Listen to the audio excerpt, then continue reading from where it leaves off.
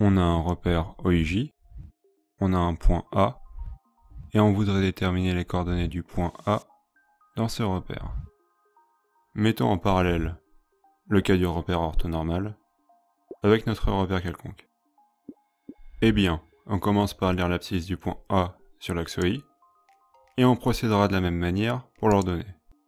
Mais comment fait-on pour lire cette abscisse?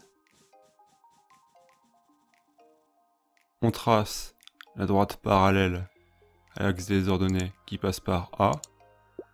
Cela nous donne la position du point A sur l'axe des abscisses. Il ne reste plus qu'à mesurer la distance avec l'origine du repère.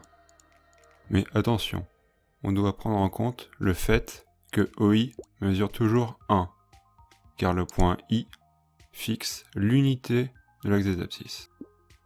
Donc, faisons un peu de proportionnalité.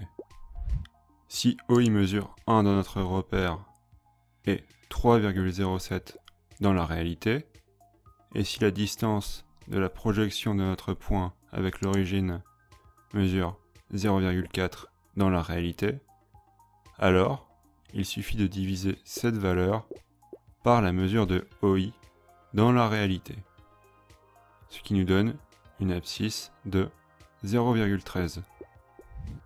Et enfin, on procède de la même façon pour l'ordonnée et on trouve 2,02. On n'oublie pas de placer en premier l'abscisse et ensuite l'ordonnée quand on donne les coordonnées. Et donc, les coordonnées du point A sont 0,13, 2,02.